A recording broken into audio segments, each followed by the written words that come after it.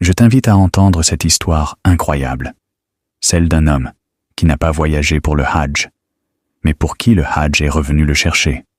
Amer est un jeune Libyen. Cette année, il avait tout préparé pour accomplir le pèlerinage à la Mecque. Il avait les papiers, il avait payé, il avait l'intention. Mais à l'aéroport, tout s'écroule. À cause de son nom de famille, Al-Gaddafi, il est retenu à l'immigration. Son groupe embarque. L'avion s'apprête à décoller. Sans lui. Amer, lui, refuse de partir.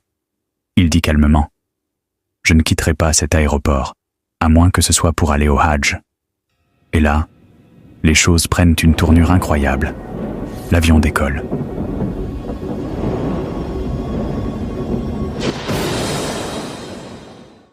Mais quelques minutes plus tard, il fait demi-tour. Problème technique. Il redécolle. Et encore une fois, revient. Deuxième panne. Le pilote finit par dire « Par Allah, je ne volerai plus, tant qu'Amer n'est pas dans l'avion. » Et Amer embarque. Cette fois, le vol se passe bien. Il arrive à la Mecque. Il fait son Hajj. Mais cette histoire n'est pas juste touchante. Elle est un rappel puissant. Le Hajj est une obligation pour tout musulman qui en a les moyens. Ce n'est pas un bonus. Ce n'est pas un luxe. C'est un pilier de l'islam. Allah dit dans le Coran, Sourate 3, verset 97, « Se rendre en pèlerinage à ce sanctuaire est un devoir envers Allah pour quiconque en a les moyens. Quant à celui qui, par impiété, se détourne de cette obligation, qu'il sache qu'Allah peut parfaitement se passer des hommes.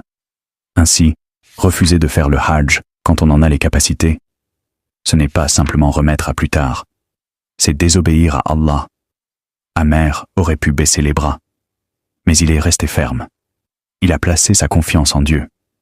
Et Allah lui a ouvert un chemin que personne n'aurait pu imaginer. Alors pose-toi cette question. Si tu as les moyens, qu'est-ce qui t'empêche de répondre à l'appel? Ne dis pas « bientôt ». Dis « Inch'Allah, ce sera cette année ». Parce que le Hajj n'attend pas. Mais Allah ouvre la voie à ceux qui veulent vraiment y aller.